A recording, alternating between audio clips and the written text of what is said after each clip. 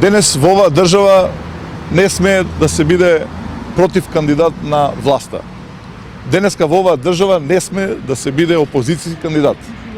Денеска во оваа држава, ако сте кандидат на опозицијата, ќе ви измислат такви лаги и невистини, ќе ви направат таков линч кој што треба да ве отсрни и вас и вашето семејство.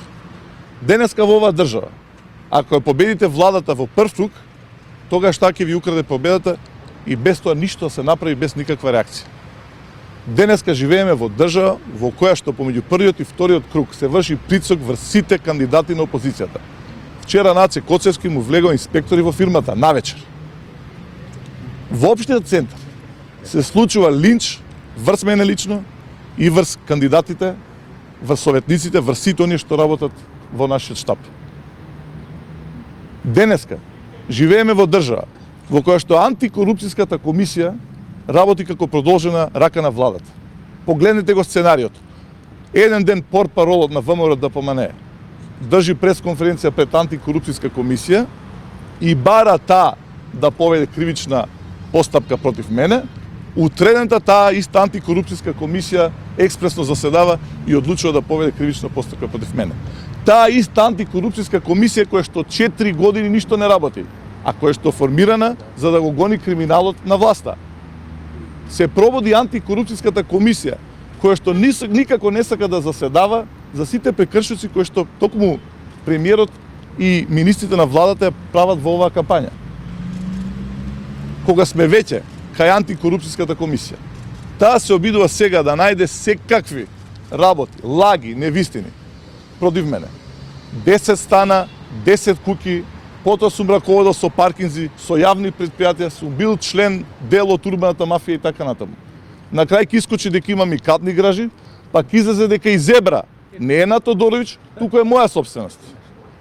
Таа иста антикорупцијска комисија, за која што бара во собранието да се укине, затоа што е секојаш положена рака на владата, таа сега наоѓа да заседава на 4 дена пред изборите за мене. Со никакви докази, а знае дека секојаш мојот анкетен лист бил уредно, чисто пријавен во целиот период кога имав јавна функција.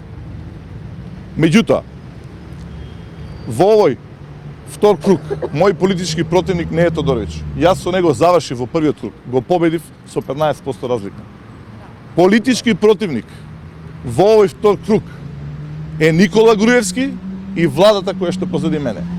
Токму тој, како што знае јавност и како што самиот кажува, е шеф на штабот за општина Центар.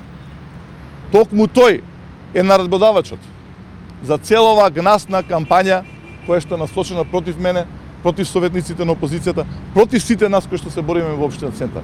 До каде ќе оди овој линч? Каде е крајот на ова валкање мое на сите нас и така натаму?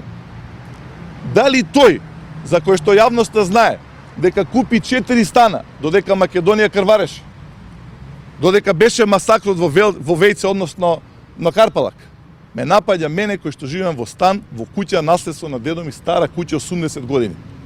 Мене ли наоѓа за сходно да ми најде црна петна во кариерата? Меѓутоа, се работи за страф. Мене, нас, не може да не уплашат. Ги издржавме сите притисоци заедно, целиот тој период. Ќе издржиме уште 2 дена. Стравот е на друга адреса. Стравот е во оваа институција позади мене. Во овој човек што раководи со оваа институција позади мене.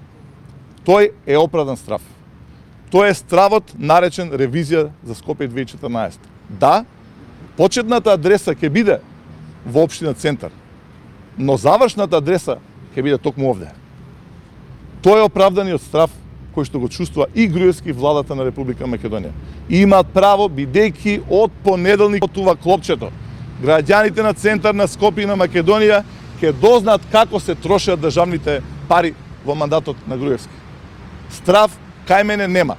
Нека прават што сакат, какви сакат притисоци врз мене и врз семејството. Јас, ние, ќе издржиме до крај. И сакам на крај да ги уверам, бидејќи реакцијата на граѓаните, особено на жителите Центар, е огромна. Ова е контрапродуктивно за нив. Не само што ќе има поголем излез во вториот круг, туку ве убедувам дека граѓаните уште повеќе ќе гласат за нас, дека во недела ќе потврдиме победата.